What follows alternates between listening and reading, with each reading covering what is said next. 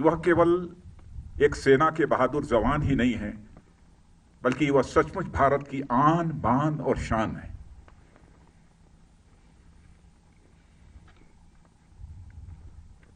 समय समय पर जो भी करिश्माई काम हमारे सेना के जवानों के द्वारा किया गया है, उस पर समस्त देशवासियों को नाज है।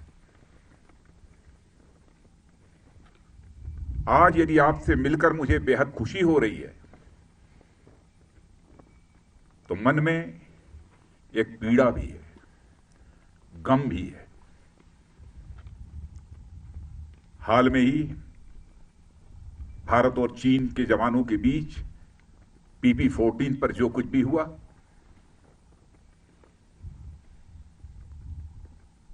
उसमें हमारे कुछ जवानों ने अपना बलिदान देते हुए अपनी सीमा की सुरक्षा की है।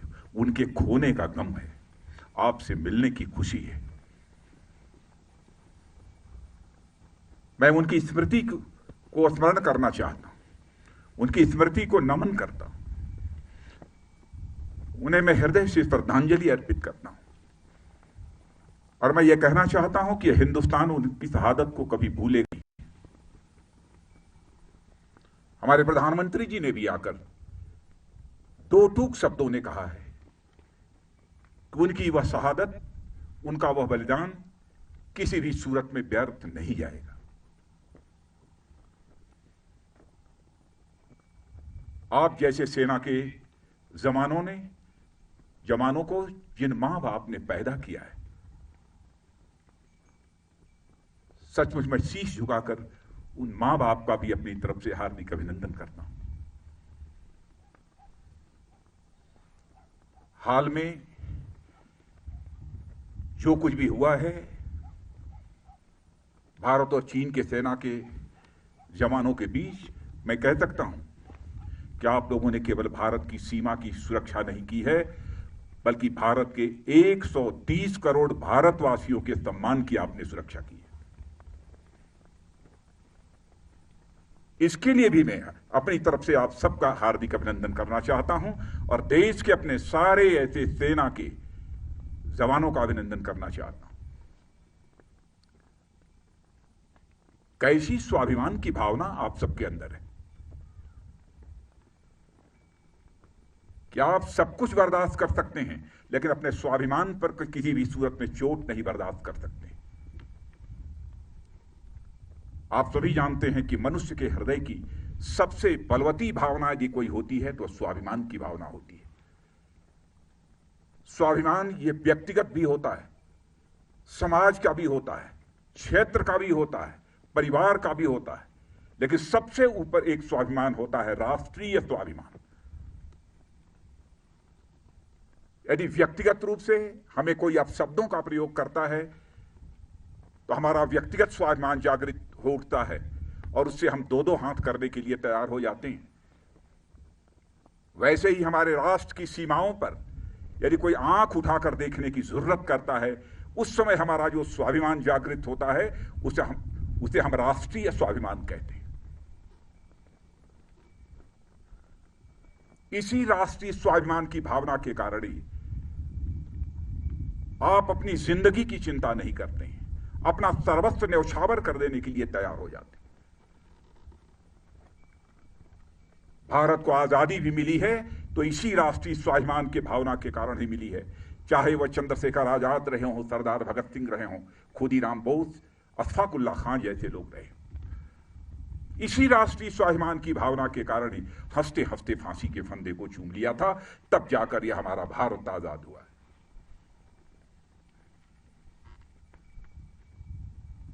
जितना भी आपके बारे में कहा जाए वह कम है।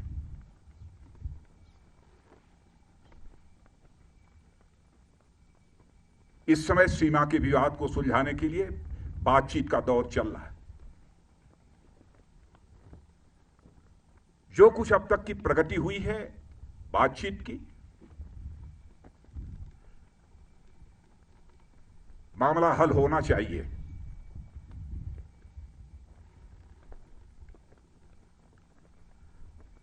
लेकिन कहां तक हल होगा, अभी इस संबंध में मैं कोई गारंटी नहीं दे सकता हूं।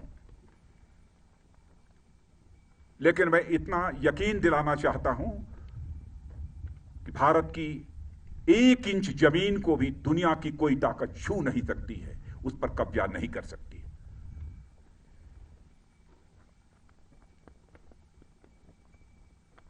लेकिन बातचीत के द्वारा यदि समाधान निकलता है तो इससे अच्छी बात और कोई दूसरी नहीं हो सकती है।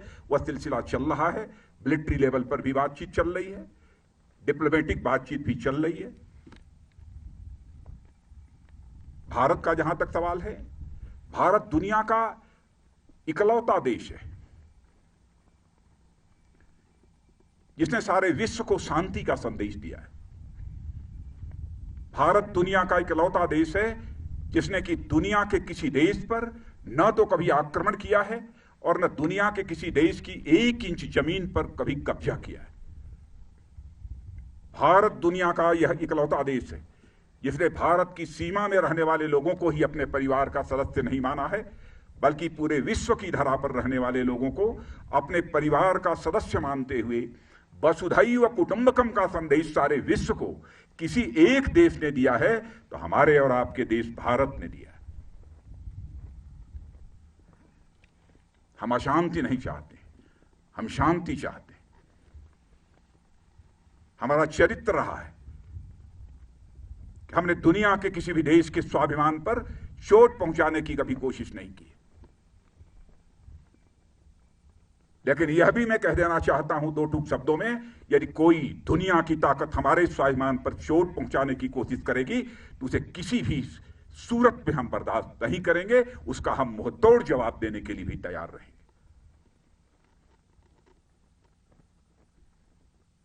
आप सबके ऊपर नाज है और आप सबके बीच आकर सचमुच मैं स्वयं को बहुत ही गौरवान्वित महसूस कर रहा हूं। इसीलिए यह सब सारी बातें मैं बोल रहा हूं। आपके ऊपर भरोसा है।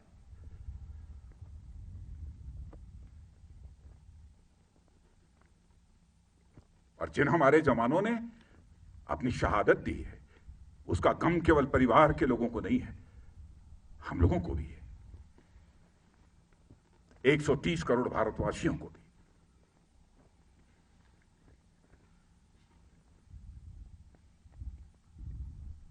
मैं आप सबको बहुत हमारी इच्छा थी कि आप सभी से हमारी भेंट हो।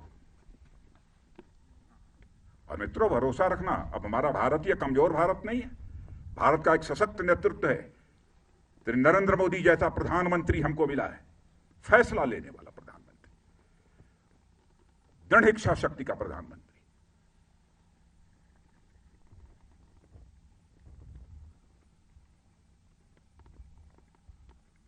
हमारे स्वाभिमान पर कोई चोट नहीं पहुंचा सकता। राष्ट्रीय स्वाभिमान यह हमारी पूंजी है।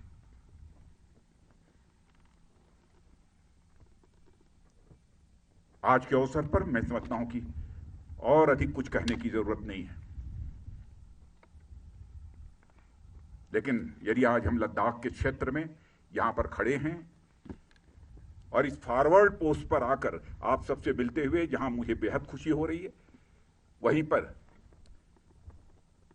इसी लद्दाख के कारगिल द्रास सेक्टर में भारत की सीमा की रक्षा करते हुए, 1-1 इंच जमीन की रक्षा करते हुए हमारे सेना के जवानों ने जो शहादत दी है, उनको भी मैं इसमें स्मरण करना चाहता हूं और उनको भी मैं श्रद्धांजलि अर्पित करना चाहता हूं, क्योंकि कारगिल दिवस की भी एनिवर्सरी 26 जुलाई को है। और यहां आया हूं तो मैंने सोचा कि दिल्ली से तो उनको स्मरण करेंगे ही, लेकिन इस लद्दाख की धरती पर आकर उनको स्मरण करना चाहता हूं। और उनकी शहादत सदैव हम सब के लिए एक सोर्स ऑफ इंस्पिरेशन, एक प्रेरणा के स्रोत के रूप में काम करती रहेगी। इन्हीं शब्दों के साथ पुनः आप सबको हार्दिक शुभकामनाएं देता हूं।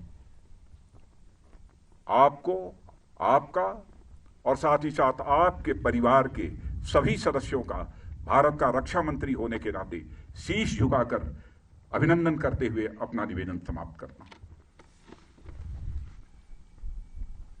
भारत माता की जय! भारत माता की जय!